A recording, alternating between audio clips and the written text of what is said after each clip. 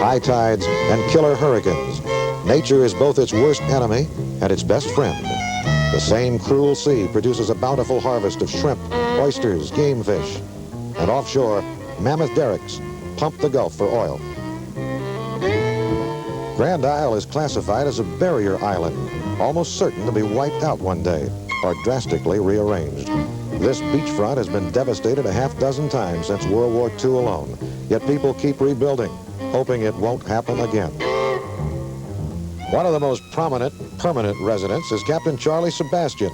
He and his family have lived here for 34 years. He custom-built this house to resist the elements. He keeps lawn and garden immaculately groomed, knowing that any time the Gulf could be back in his front yard again. Right here, Mel, from where we're sitting in my front yard, there were 18 summer homes and camps that were no longer in existence the morning after Betsy. Totally wiped out. Some places there would be a cement slab left and some piling sticking up, but the houses were gone. They were not there anymore.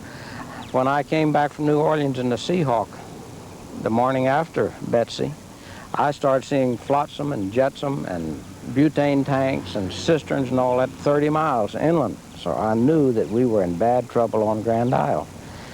And when we got back here, you cannot imagine utter devastation like Hurricane Betsy did us.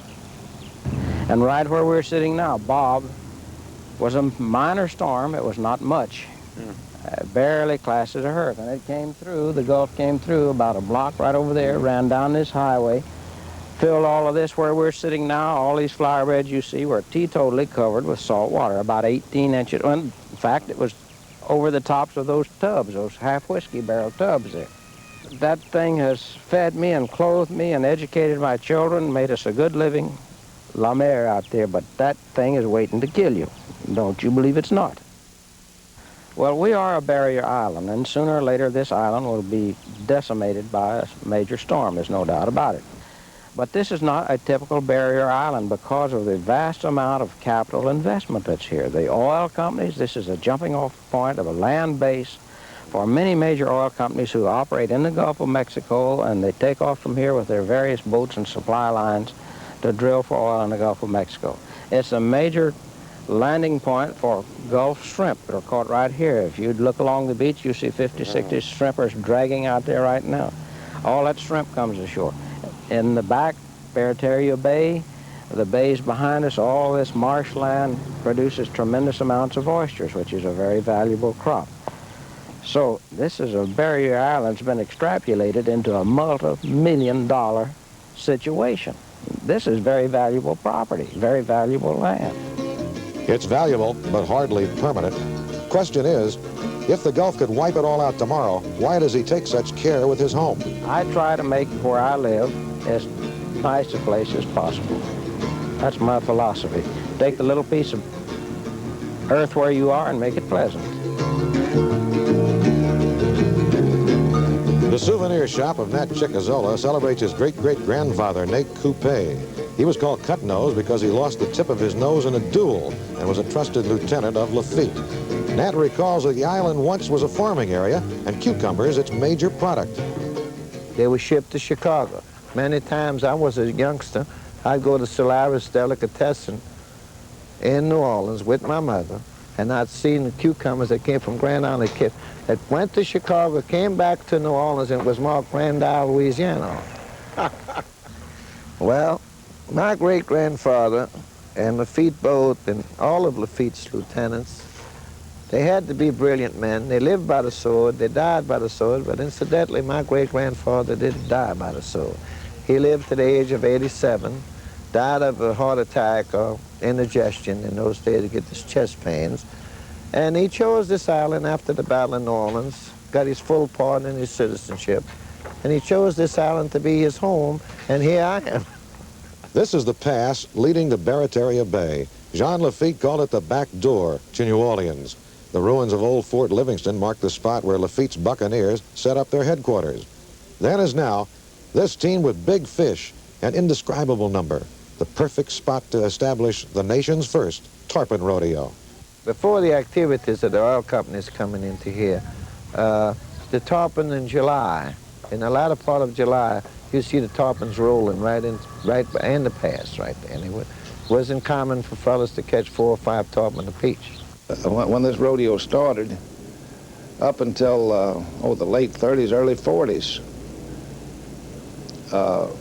we never knew what it was to go offshore more than 4 or 5 miles. This is where it all started in 1928, Bayou Lafitte. The boats lined up here and paraded down to Grand Island. The rodeo was the brainchild of Hugh Wilkinson, a brilliant trial lawyer, historian, preservationist, and competitor. The first competition offered only one prize for tarpon. Wilkinson won it. Today there are 39 different prizes, over 2,000 fishermen.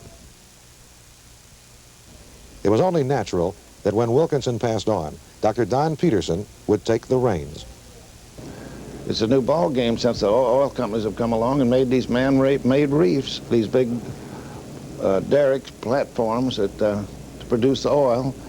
They have in turn brought the fish. I have fished, not all over the world, but in several different countries in the world. I have fished all from Florida, Miami, and whatnot, down in Panama, fished on the Baja Peninsula, all around. But I think I can say without any reservations that we have the finest fishing right here in Louisiana than anywhere I know of. They found practically every species of fish right here in our own backyard that you have in the whole, this hemisphere, right here off of the coast of Louisiana. I'd like to tell you how great I was and so forth catching this 503-pound blue marlin, which I thought was great. In those days, I think it was about the 7th or 8th largest had been caught around here. Some lady came along here about 3 years ago and caught a 1,000-pound blue marlin and made all of us back down. I think every politician that's, like you say, is worth anything at all is down there. They have their groups, this camp, that camp, and so forth around. Some of them may not wet a line and fish, but they're going to be down there politicking. This is known, there's been many a governor, supposedly, that's been elected at Grand Isle. The population of Grand Isle will more than triple next week. It is the oldest competitive fishing contest in America. It may also be the biggest outdoor party.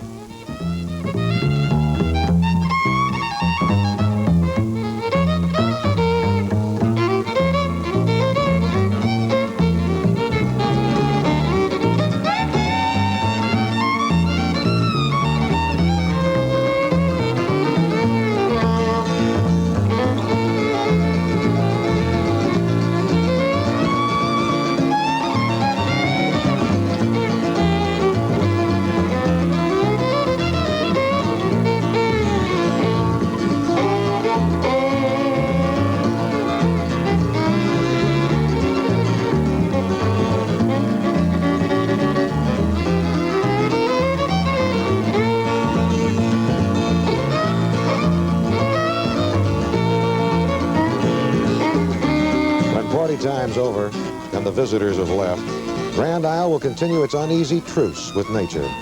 Oil, sulfur, shrimp, oysters, and fish, almost beyond comprehension, lie submerged still out there in the fickle sea. Yet one storm could take it all away.